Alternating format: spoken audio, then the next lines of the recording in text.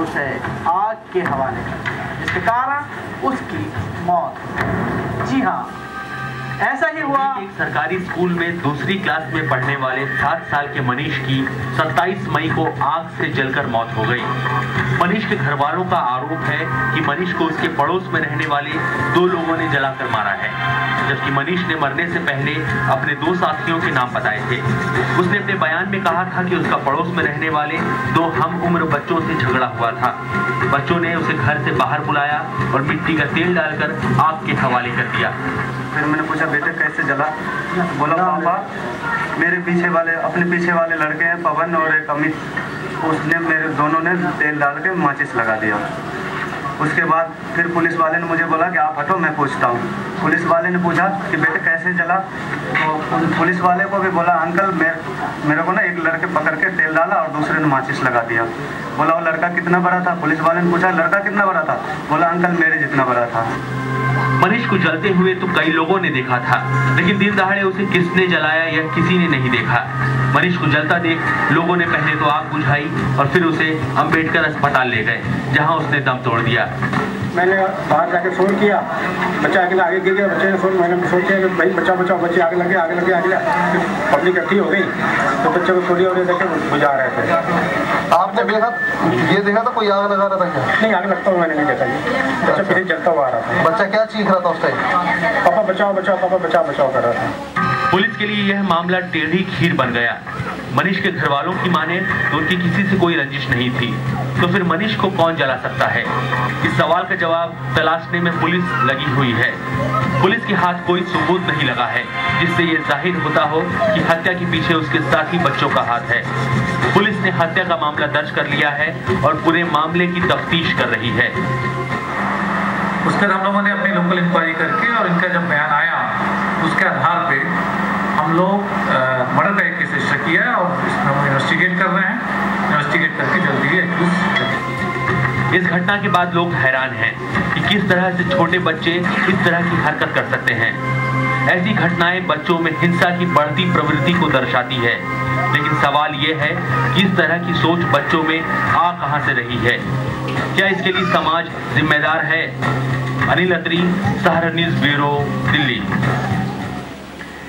इस घटना ने अपने पीछे कई सवाल छोड़े हैं। आखिर किस तरह इतने छोटे बच्चों ने इस घटना को अंजाम दिया?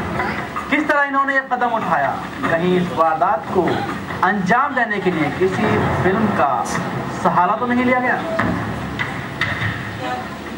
मनीष की हत्या और मरने से पहले दिए उसके बयान ने अपने पीछे कई सवाल छोड़ दिए हैं, जिनका जवाब तलाशने में पुलिस को भी काफी दुश्वारी हो रही है। मनीष ने खुले तौर पर अपने पड़ोस में रहने वाले 2 बच्चों पर आरोप लगाया था कि 7-8 साल के दोनों बच्चों ने ही उसके ऊपर मिट्टी का तेल छिड़का और आग के हवाले कर दिया। लेकिन सवाल यह उठता है कि बच्चे ऐसी घटना करने के पीछे कैसे प्रेरित हो जाते हैं।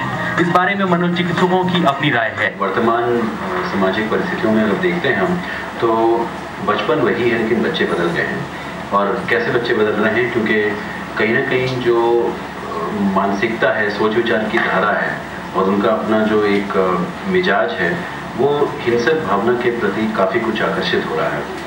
हम यहाँ तक देखते हैं कि छोटी छोटी बात पर जहाँ पे बच्चे की अपनी जो थ्रिल होती है, उसका अपना सेंसेशनल फीलिंग होता है, उसकी अपनी इच्छाएं होती हैं, वो पूरी ना हो तो बहुत जल्दी, बहुत आसानी से और बहुत ज़्यादा हिंसक आक्रामक परिस्थितियाँ बच्चे पैदा कर रहे हैं। इस मामले में पुलिस मनोचिकित्सकों की भी राय ले रही है कि आखिर किस तरह से बच्चे ऐसा कदम उठा सकते हैं, जबकि मनोचिकित्सकों का कहना है कि इस तरह की घटनाओं के लिए सिनेमा और टीवी कहीं न कहीं जिम्मेदार हैं।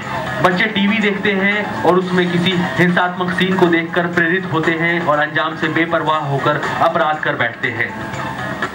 सवाल ये उठता है छोटे छोटे बच्चों को, किशोर अवस्था के नागरिकों को, एडोलेसेंट्स को ऐसा गुस्सा क्यों आ रहा है कि वो आक्रामक परिस्थिति पैदा कर रहा है या हिंसा ऐसी पैदा कर रहा है जिससे मर्डर भी हो जाते हैं। मीडिया का इन्फ्लुएंस बहुत इंपॉर्टेंट रोल प्ले करता है, सिर्फ सिनेमा का नहीं, यहाँ तक कि जो हमारे मार्गदर्शक हैं, हमारे रोल मॉडल्स हैं टेलीविज़न सीरियल्स में, कुछ ऐसे सीरियल्स में जहाँ पे अपने आप को विन करने की जो क्षमता है एट एनी कॉस्ट होनी चाहिए, यहाँ तक कि ये कन्विक्शन कि I have to win at any cost, otherwise I have to kill the winner.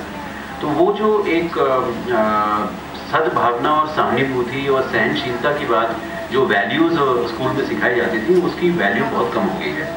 इस तरह की घटनाओं से बचने के लिए जरूरत इस बात की है कि अपने बच्चों पर पूरी तरह से निगाह रखी जाए। अगर उनका झगड़ा किसी दूसरे बच्चे से होता है तो आग में तेल डालने की बजाय, बच्चों का साथ देने की बजाय उनको समझा बुझाकर शांत करने की कोशिश की जाए, ताकि बच्चे अपने गुस्से पर काबू रख सके, हिंसा पर उतारू न हो और उनके स्वभाव में शालीनता आए।